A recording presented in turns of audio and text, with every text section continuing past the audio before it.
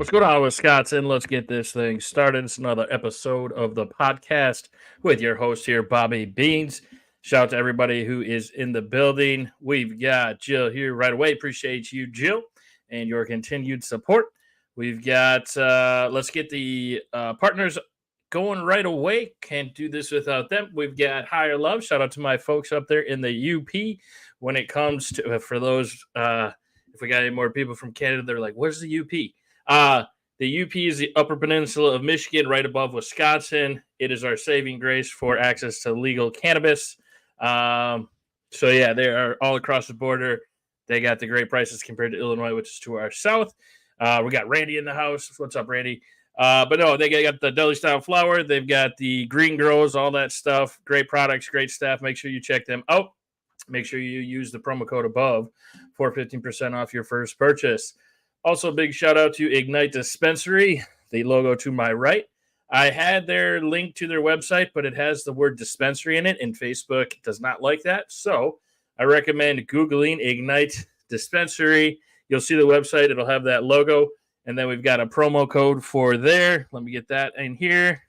Ignite Dispensary promo, which is LW20 for 20% off. That is in the comments for you as well. Again, please Google the website so Facebook doesn't blow this thing up. Probably shouldn't say that either. The FBI has been watching before, I swear. Y'all remember they zapped me a couple times when I was talking about them. If I go offline right now, it's definitely a thing. But no, thank you everybody for stopping out. We got a couple events coming up. Let's go over those real quick again. We've got Vibin' in the Pines, August 15th through the 18th. That's in Roseholt, Wisconsin, not too far from Stevens Point area. That is, again, a couple-day event. It's an excursion in the woods. Looking forward to that. Then we've also got the Great Midwest Hemp Fest, James Madison Park this year, new location. That is Saturday, September 28th and Sunday, the 29th. There are tickets this year. Make sure you check them out and get those ahead of time. And then the March to the Capitol is still a free event. That is on the 29th. That's the Sunday, and that is at 4:20. We'll be speaking before 4:20. I believe it is at 4. So please stay tuned for all the details on that. We've got a couple awesome things going on out there. We got Heath in the building. That always adds to our awesomeness. What's up, my man Heath? Hopefully everything is going well. Oh, Jill's originally from Stevens Point. All right. So she covers the ground. But no, thanks for stopping out tonight, guys. I got some news popping off. This first one, I got a little excited. But then the article we're ending with is a little not. So we'll see how these work out. But let's get into things here. We've got, why does it always default to that? I swear, one day I'm going to have this computer thing down. I'm going to be like knowing what I'm doing with all these buttons. And y'all are going to be like, man, I remember when he used to struggle. It's going to happen one day. It just might be sometime yet. But that's all right. That's what we're here for. Working out the kinks. Man, what are all these emails? I swear today is an email. There's something going on out there. Everyone must have woke up and said, I need to send emails. But now they're shut off. So we're good. We're in it to win it. We've got, check that out, GOP Senator urges feds to treat cannabis like tobacco. What? Heather's late. How dare you, Heather? I'm just kidding. Thank you for swinging by, Heather. I was very excited to see anything that said GOP Senator urges feds to treat Canna like tobacco. Obviously, being a part of Let's Legalize Wisconsin, wish this was a Wisconsin senator, but hopefully there is a change in the tide of sorts. I don't know if you saw, but again, no political affiliation. It's all a hot mess, in my opinion. We need everybody working together, especially us constituents. We should not bang up on each other over who in politics. It's just messy, folks. I don't know who we can actually trust, all that stuff out there. But I did see Trump said something that was calling out Harris about her prosecution of cannabis, but he didn't say he was pro-cannabis. I don't know. It's just now would be the time to hold these people accountable, and that's what we're going to be doing here in Wisconsin. Again, early next week, we're going to be talking about the cities and the elected representatives are going to be putting the pressure on. We need pressure on these folks. Hey, we'll vote for you if you do what the people want, but do it before you get elected. It shouldn't have to be this way, folks, but it is. They get in office and 86% of us approve it, but they don't do anything about it. So we're trying to figure it all out. Excuse me. But to see GOP senator urges feds to treat Canna like tobacco is a start of some sort. Again, I'm not telling you who to vote for. It just, politics are crazy out there, folks. That's all I know. So I know for sure. But let's see what we got going on here. This is a Republican senator that says he's supporting creating a comprehensive regulatory framework that treats cannabis just like tobacco. He's arguing the federal government needs to figure out a safe way to allow this market to occur. Thank you. And I don't know how more Republicans aren't saying this. They know it, but they can't say it. This is a senator from North Carolina, a Republican, shared his perspective on cannabis policy issues in an interview with Green Market Report that was published on Tuesday. He was asked about a bipartisan banking bill and ongoing rescheduling efforts, but took the opportunity to share his broader views on what needs to happen with federal cannabis laws. Excuse me. The senator said he feels reason the Secure and Fair Encouragement Regulation, the SAFER, we've talked about that a lot, the SAFER Banking Act, that cleared the committee last September is not moving further to a floor vote is because we are not taking a look at the broader issue. Yeah, that makes sense. He's just talking here. It looks like concerns about public safety issues with vaping products and the presence of illicit grow operations in states that have enacted legalization. But rather than cite those concerns as justification for prohibition, which is happening by these extremists, he is saying that he's interested in arguing that those problems underscore why we need a comprehensive approach to this. Yes, we need to work together. There needs to be a layout as to how this works. It's got to make sense. So he's quoted here as saying, banking to me is one thing we should consider, but not until we have a federal framework that states can choose to opt into or out of. There's a lot of bad happening in plain sight that we have to end and then let states to choose to legalize it for better medical use or for recreational use via the legislator or ballot process. That's what we should be able to do here in Wisconsin, but we can't because they got this ballot initiative isn't a thing in Wisconsin thing going on.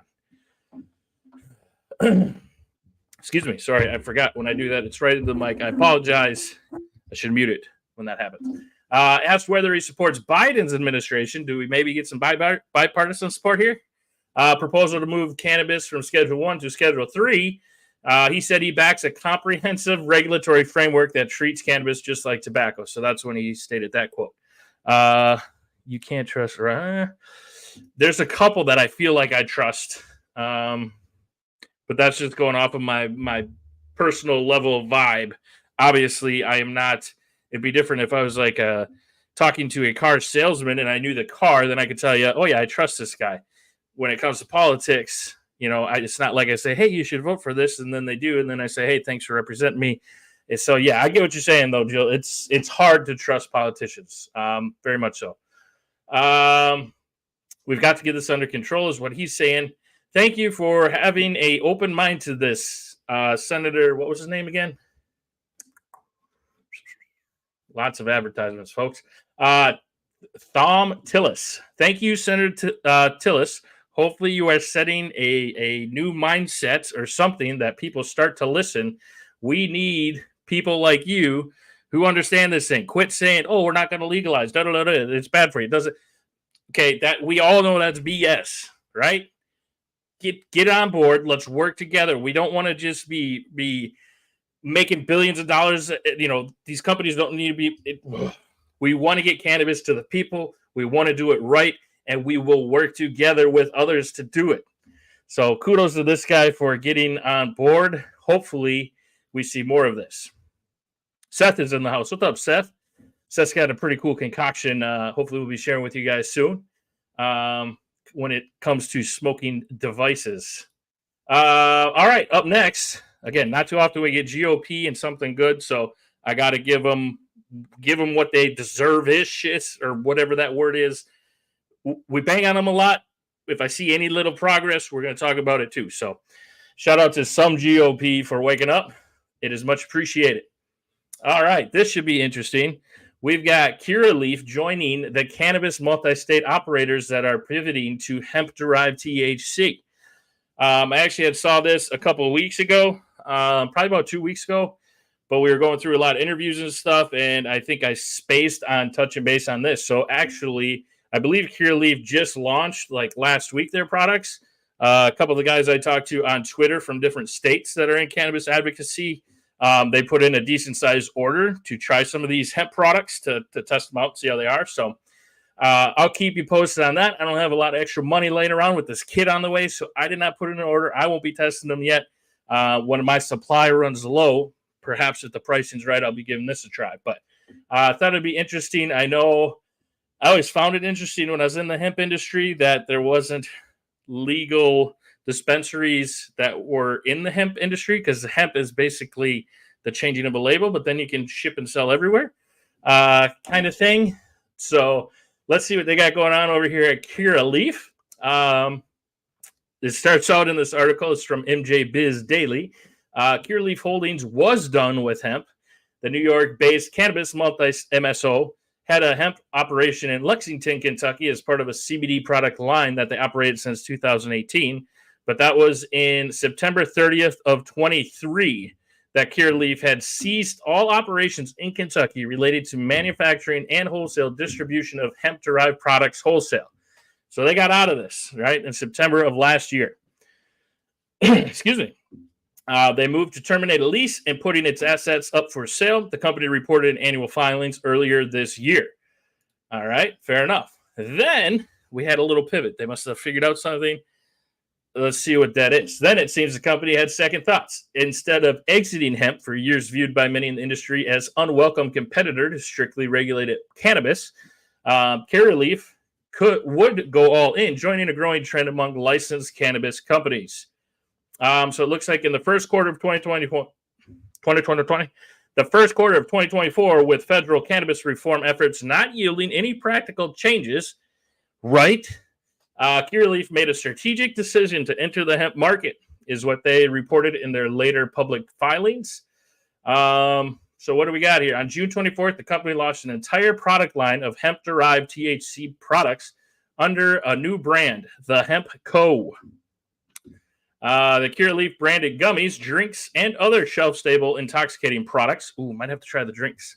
All derived from hemp and thus legal to ship across state lines, are available via e-commerce and mainstream retail channels such as DoorDash in 25 states. What? Okay, I'm going to click on this link. I don't know that I should share the thing on here because if Facebook sees a video of me showing you, even if it's hemp and prices, you know, they probably will have a bird about it because that's how they roll. But let me just see if I can find their website here. What was it? The Hemp Co. Let's see what we got here. The Hemp Company by Curaleaf. I'm 21 plus. Got to select your state. All right. So get exclusive offers and updates. The feeling you're after faster. So they got a lot of bites, drinks. Okay. So, but I thought it said DoorDash. That's what really got me intrigued. I don't see. Well, I'll look at this later. I won't dive into this while you guys can't see what I'm doing. Green Swan Hemp, we got Pete in the house. He says, wild THC gummies are now on our shelves. Okay, yeah, see, wild's moving around too. All right. So since the products are derived from hemp, the company can serve consumers in deep red markets, a.k.a. Wisconsin. Well, we're purple, right? That's our slogan. It's just both sides of everything we take forever to do. That are traditionally unfriendly to cannabis, such as Texas. So what MJ Biz did here, looks like they reached out to them to see why they made the change. He said, I can't point to one eureka moment as far as the CEO they were talking to. But after he spent time with lawmakers in D.C., excuse me, and finding out about the farm bill, and he said, and hemp is legal and cannabis is not in the eyes of the federal government. As much as we continue to be industry leaders in advocating for reform, that was a really revealing point. Yeah, that is what really got me asking questions myself and a lot of people out there as well. So as long as we call it one thing, it's illegal. As long as we call it the other thing, you can ship it right to your door. to everybody and their brother, mother, father, sister, whatever. Yeah, subscribe and save. We can send you it every week, just like Amazon, right? That's what it is, right? Subscribe and save, where it just auto comes in. I don't know. I always forget to do stuff like that. I'm sure it would be handy for some things like spicy V8 juice. Oh, I love my V8 juice. Well, I hate vegetables, so I kind of think V8 works. I don't know. That's what they told me back in the day, so that's what I tell my wife. Jill says that is why Wisconsin would be the last state to legalize, right? Well, we're trying, but yeah. Federally decriminalize cannabis, point freaking blank. Yes, that would be the most ideal of all situations, 100,000%. Okay, back on track, Bob. ADD moment there. So just talking about how the CEO over here from Curaleaf was talking to the council out in D.C. and whatnot, decided to get rolling in hemp. He's talking here. Other cannabis dispensaries have also jumped into the hemp arena, such as Cookies, Jeter in 1906. I don't know if you guys saw, but also Green Thumb Industries. I was trying to find, somebody sent me this a while ago, and then I couldn't find it the other day when we were talking something similar, but Green Thumb Industries, that's out of Chicago. I forgot this would be a great thing to talk about in the upcoming one. They are now the hemp-derived manufacturer Herb. They're working with for their edibles. So interesting stuff. Getting some MSOs out there and some bigger places, some bigger names in the cannabis industry. Seth Hoover messaged me. The Zaza G Shop. Hopefully you enjoyed your stay, as you are no longer welcome because you sound like a bot. Goodbye, Zaza G Shop. If anybody knows them and they work cool, let me know. I highly doubt it, but we block that stuff. So yeah, it'll be interesting to see if we get more cannabis folks or the MJ business coming over into the hemp industry with the hemp being the way it is right now, especially with THCA flower. So we'll keep an eye on that, but interesting to see Curaleaf, one of the biggest out there, making the switch. All right, next up, we've got Schedule 3 cannabis could add. I had to make it fit, so I condensed some wording here. Essentially, businesses could advertise in newspapers and magazines if rescheduling is approved, according to congressional researchers. That's what I was trying to say, but I don't know if that makes sense on that board right now. I don't know. It did when I wrote it. Might not now, but I just explained it to you. So we're digging into it. Let's go. It's crazy. 35 states have recreational, says Jake. Yeah, right? Ohio. I don't know why. I thought we were a farming state, but I thought Ohio was they could only farm potatoes because they were super old school. I thought we got cows and corn, but they're just potatoes. I thought we were innovative compared to Ohio, and they beat us. So that just still chaps my you know what. If cannabis is rescheduled, as the Biden administration has proposed, this article is from Marijuana Moment. Shout out to Todd and the team over there. Cannabis businesses would no longer be federally banned from advertising in newspapers and magazines.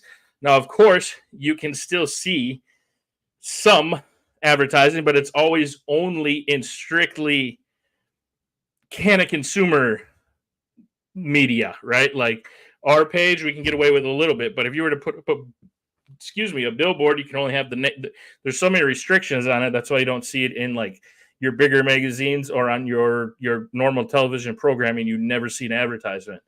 But it sounds like with the move to Schedule 3, that could change things.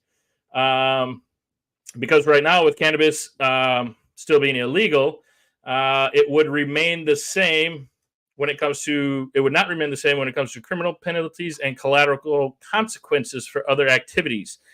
In its latest analysis of the impact of rescheduling, the CRS, which is, I had to look that up, Congressional Research Service, sounds fancy, highlighted a lesser-known effect on the proposed policy change that pointed out that an existing prohibition on advertising Schedule I drugs in written media would be lifted if cannabis is reclassified as a Schedule 3 under the CSA. It's unlawful to knowingly place in any newspaper, magazine, handbill, or other publications any written advertisement that has the purpose of seeking or offering illegally to receive, buy or distribute a Schedule 1 controlled substance. So that is why when you see a billboard, I mean, there's a lot of billboards, shout out to Higher Love in the Fox Valley especially, but it's always just their name and something. It doesn't say like, hey, we got $100 ounces this week, or it never says anything about the products, right? You can't insinuate the sale of, which is crazy. So yeah, it's unlawful to knowingly place in any of those medias. The penalties for doing so are up to 4 years in prison and or a criminal fine. Nick, that's definitely what it appears like, because we can't find anybody to step up, but we're going to be putting pressure on some Republicans starting next week. Stay tuned for that. I feel like there are some Republicans who, in me sitting down with them, are understanding and even like, oh, I think it's safer than alcohol. But this other guy, our boss, won't let it. All right, well, after how long do you actually start just doing the will of the people? So that's what we're going to be focusing on. But yeah, it's frustrating to say the least. Nicholas, sorry. 4 years in prison for putting that stuff on a flyer, a handbill, publication. That's no joke. 4 years. No, sir. CRS also reiterated that the reclassification would mean that state legal cannabis businesses could finally take federal tax deductions. We've talked about that a few times. That would be huge. Excuse me, Nick. Yes, that we are very much looking forward to. We are actually partnering with the Great Midwest Hemp Fest for the rally. We'll be speaking there. We've got a couple of other speakers lined up. Really looking forward to that. It'll be starts at 4:00 that we start that the Prohibition March and whatnot. So look forward to meeting you if you're out there, buddy. But these reforms would certainly benefit state cannabis markets, obviously. The new CRS report stresses that cannabis would still remain federally illegal, as Schedule 3 drugs are prohibited unless they're prescribed by a doctor. That would require the Food and Drug Administration to approve cannabis as medicine, which is unlikely given that the agency typically does not greenlight botanical substances as prescription drugs. Interesting. So it sounds like the researchers are saying we should be able to, but this could still be a roadblock. Unfortunately, that seems to all too often be the case when it comes to cannabis for whatever godforsaken reason. So yeah, it looks like this is the other guy's take on it, like the other side of the topic, saying that it could still technically. So we'll have to see how it shakes out. I'm going with the cannabis researcher guy, whoever that was, because I think it should more. It's silly that we can't see advertisements. We went over the other day what they're able to say in Ohio, or what they're able to put up for their grand opening. You can cut the ribbon in the store, but not out front. It's crazy. I don't know where these people get their jobs sometimes, but Nick's got the VIP ticket. Let's go, man. We'll be down there. Look forward to catching up with you. We'll have a booth, so make sure you stop by. Well, I should be there. Our first kid, my daughter, shout out to my wife who's carrying her around in her belly. That's how that works, I guess. Crazy. Shout out, or no, we already shouted her out. But the day of the march is the day that my daughter is due. So we got to see how things shake out. But we got backup plans. We're going to be there in full force. It's going to be awesome. The report also describes various collateral consequences, including potential ineligibility for employment, gun ownership, public housing, certain financial services, immigration, and education benefits. These guys are saying if cannabis moves to Schedule 3, most of the consequences for its use for the cannabis-related convictions would remain the same, while the use of cannabis by prescription for medical purposes would become lawful. So maybe we'll have to see, like, Snoop at a doctor's office. He could spark it up. That could be on TV, maybe, because he's using it as medicine. Who knows what we'll have to deal with, but there could be a light at the end of the tunnel. I'm holding out for it. I think that'd be great. So, caught my eye. I wanted to share that with you guys. And now we move on to our last article, which is not so much upbeat in nature. And unfortunately, this, I think, ties into whatever with the GOP, the Republicans. Like, I feel like, unfortunately, this could be something we run into in Wisconsin if we were to start gaining momentum with legalization. We know there's going to be these groups that are going to come out, and we know the narratives that they like to push, which is some of the extremes out there. this is pretty extreme. And we've been watching things down in Florida as they seem to be really going at getting they got to put on the ballot after going to the Supreme Court. They, as in the people. And now you've got the governor speaking up. It's a whole mess down there, as we know. So now we've got another perspective added to the mix. This one is the Florida police groups are opposing cannabis legalization ballot initiative, claiming reform would cause, and I quote, violent assaults and death, end of quote, like alcohol. Again, these people like to go very extreme, and this just makes my blood boil. So we got to talk about it because we're going to see this in Wisconsin, and we got to be ready to deal with it because we can't just say, you're crazy, man. What's your freaking problem? You know what I mean? So let's see. Let's dive into what's their gig here. Where I wish I could just say, hey, why is this your approach? Because we know how silly this is. But let's just see. Two major Florida law enforcement associations are calling on voters to reject a cannabis legalization initiative on the ballot this November, with one claiming it would pose a public safety risk because cannabis use is associated with, quote, violent assaults and death, end of quote, just like alcohol. Well, I hope you guys don't let anybody drink in your district or wherever you are because, folks, anything out there can kill you if you have too much of it. Okay? And I get that there is some very serious black market and stuff out there when it comes to cannabis. But that is, I'm not making an excuse for it, but it's because of the idiocracy of how the war on drugs started and how it's been playing out for so long. You've made the access so hard to get to. Look at Prohibition for alcohol back in the day. Like Al Capone had an island that we now golf on. He made an island, made a river around it with a drawbridge. So when the cops came, they only had one way in or they had to swim, and all because of Prohibition. Well, I'm sure he had a few other things going on too. But you get what I'm saying? Like, some things are brought on by your stupidity. Oh, wow, I missed a couple comments. Matt says, is there any idea when people are thinking when the DEA will announce their decision? I would sure think they're going to push before election.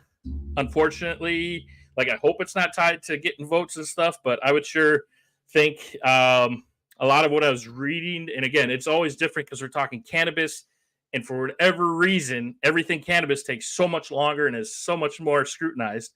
But typically, like a 2-month window is my understanding, or I guess that I've seen the most common out there. Heather's ready because nobody dies from what's going on already, right? Cannabis is peaceful. Yes, Jake, preach. Alcohol can make people abusive, far more, in my opinion. Sugar causes diabetes, right?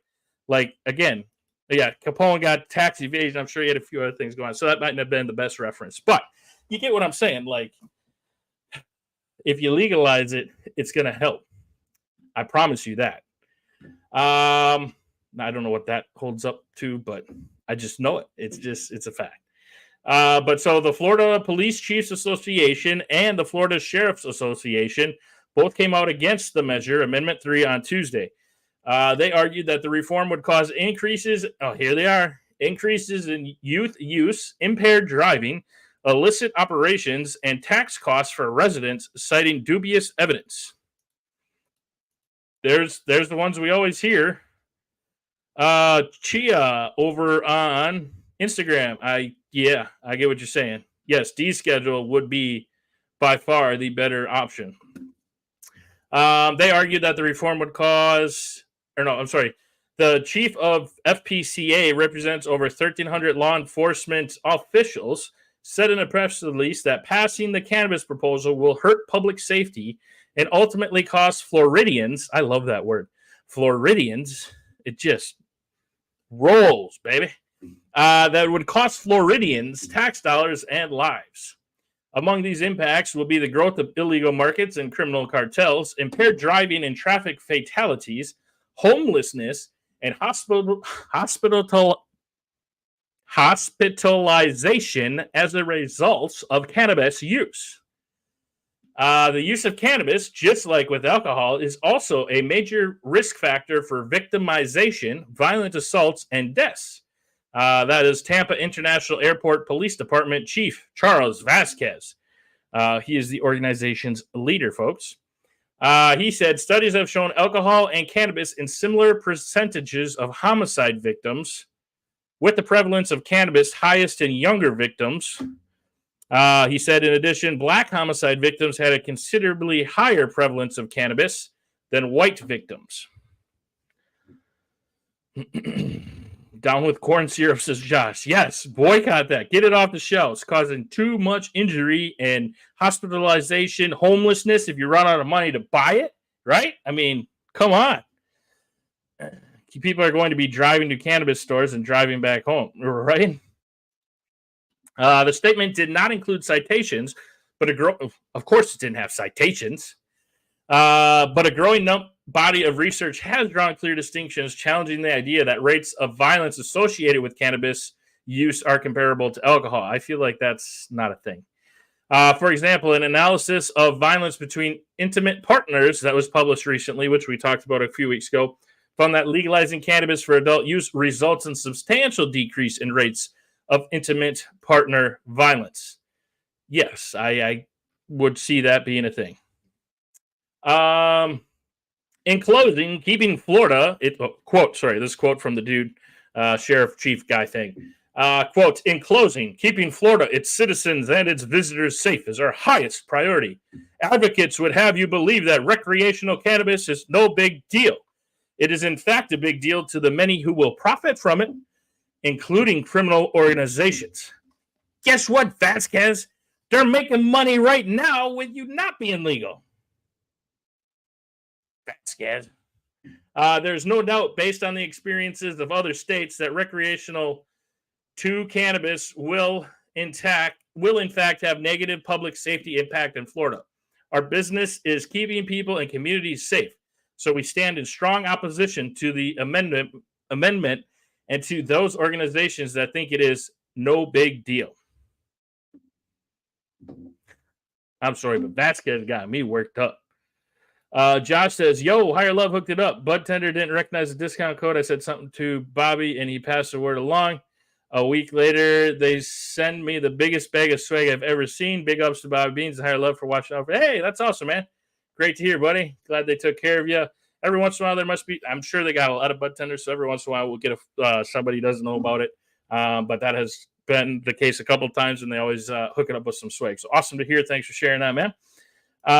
Jake says, we would make so much money if they fully legalized and put money in our state. Yeah, we're losing so much.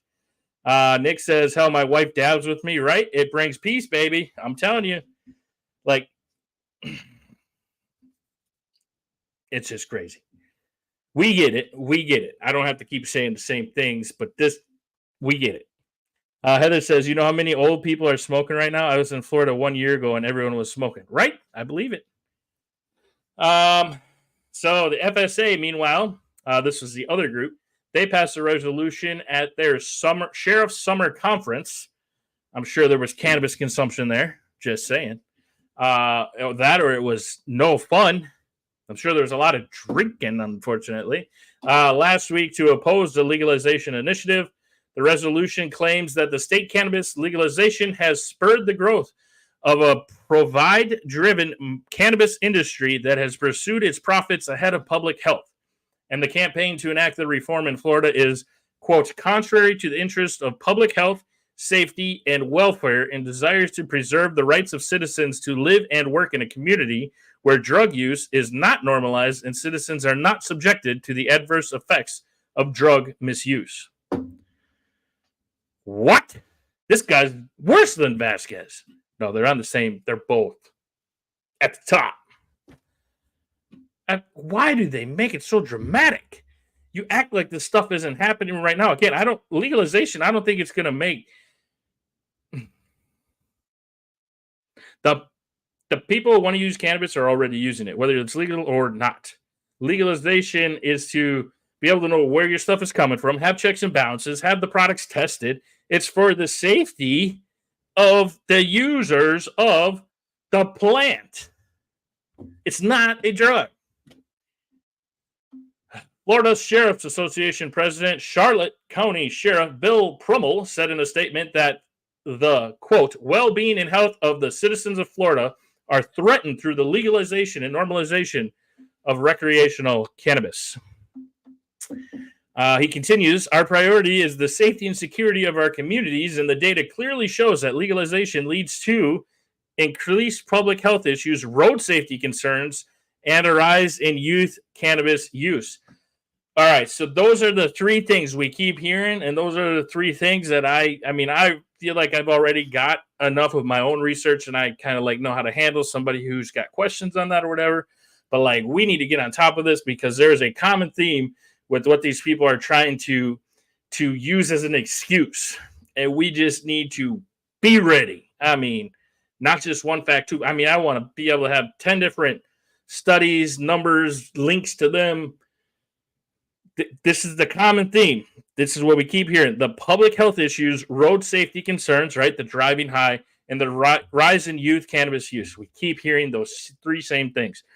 We are going to be ready, folks. We're just going to share everything we can as far as education amongst us, because this is what's going to be coming our way. Again, this is in Florida now, but as we see these articles across the states, there's the common theme. We need to be ready for this. FSA immediate past president and Nassau County Sheriff Bill Leeper added that, and he quotes, the legalization of recreational cannabis prioritizes the interests of the cannabis industry over the health and safety of every Floridian. Love that word. Because we have seen the impact on our youth, on our roadways, within the illicit market, within the healthcare industry, and more. By opposing the legalization and commercialization of recreational cannabis, we are committed to safeguarding our citizens from various potential harms. Crazy, folks. The law enforcement statements came on the same day that the University of North Florida released a new poll finding that 64% of likely voters backed the cannabis reform measure. Again, reminder, Florida, we're going to be watching that one closely this year for the election. Because kudos to them for fighting to get it to the state Supreme Court, to get it on the ballot, because they don't have the ballot initiative, just like us here. They surpassed the 60% threshold in this study, or in this poll. So we'll be keeping an eye on that. But polling on the Florida initiative has consistently found majority support, though not all the surveys have shown it reaching the steep 60% minimum.